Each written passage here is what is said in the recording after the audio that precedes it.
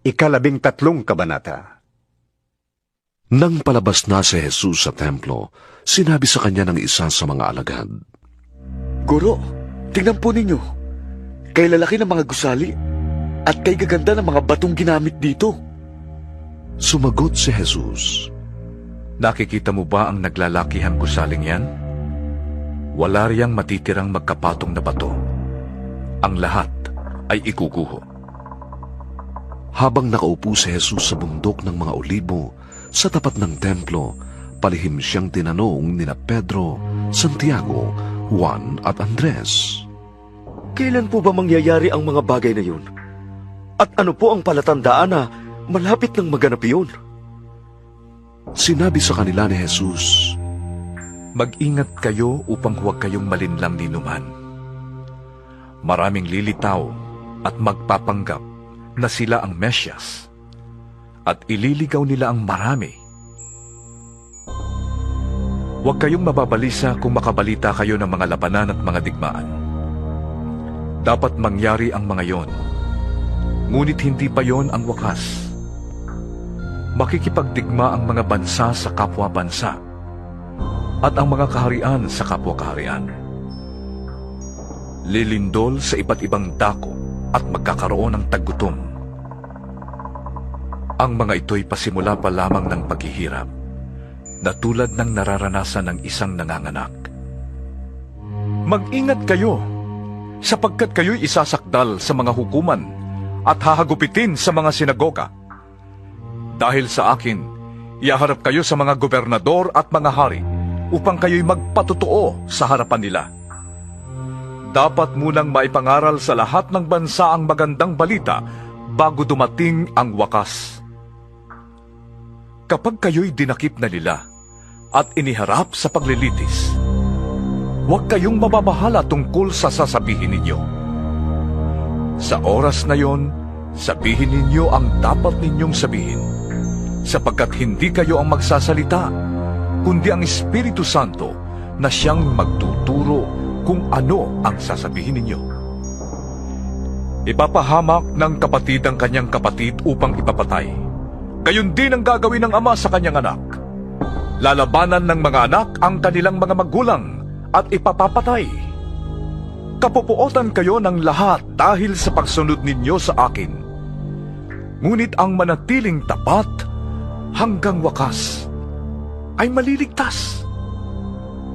Kapag nakita na ninyo sa dakong di dapat niyang kalagyan ang kasuklam-suklam na kalapastanganan, unawain ito ng bumabasa.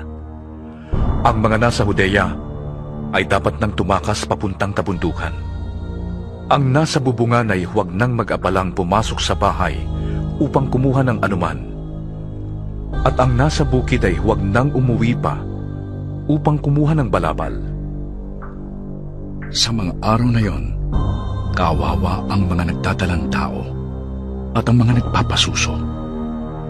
Ipanalangin ninyong huwag mangyari ang mga ito sa panahon ng taglamig.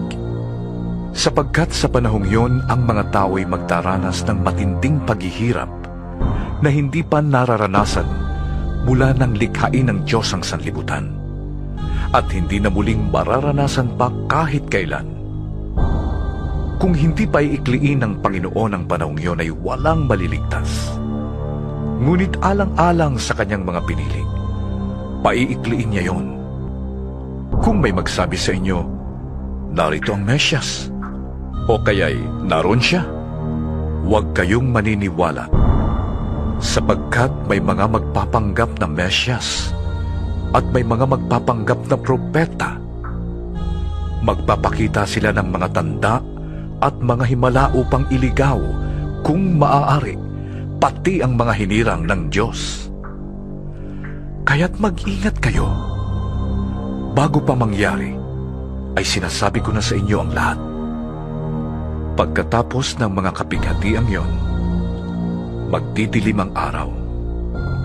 Hindi magliliwanag ang buwan. Malalaglag mula sa langit ang mga bituin, at magugulo ang mga kapangyarihan sa kalawakan. Makikita ng lahat ang anak ng tao na dumarating na nakasakay sa alapaap at may dakilang kapangyarihan at karangalan.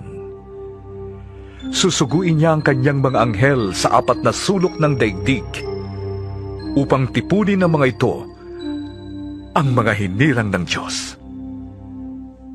Unawain ninyo ang aral mula sa puno ng igos. Kapag magulang na ang mga sanga nito at nagkakadahon na, alam ninyong malapit na ang tag-araw. Gayon din naman, kapag nakita ninyong nangyayari na ang mga bagay na ito, malalaman ninyong malapit na ang kanyang pagdating. Siya'y paparating na.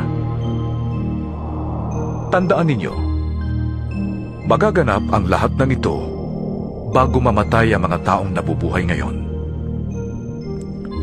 Mawawala ang langit at ang lupa, ngunit hindi ang aking salita. Ngunit, walang nakakaalam ng araw ni oras na yon, kahit ang mga anghel sa langit o ang anak man. Ang Ama lamang ang nakakaalam yon. Magbantay kayo at maging handa, dahil hindi ninyo alam kung kailan ito mangyayari. Ang katulad nito'y isang taong maglalakbay sa malayo. Iniwan niya ang kanyang tahanan sa pamamahala ng kanyang mga utusan. Binigyan niya ang bawat isa ng kanya-kanyang gawain at inutusan niya ang tanod na magbantay. Gayon din naman, magbantay kayong lagi, dahil hindi ninyo alam kung kailan darating ang Panginoon ng sambahayan. Maaring sa takip-silim, sa ating gabi, sa madaling araw, o kaya'y sa umaga. Baka siya'y biglang dumating at marat ng kayong natutulog. Ang sinasabi ko sa inyo'y sinasabi ko sa lahat. Maging handa kayo,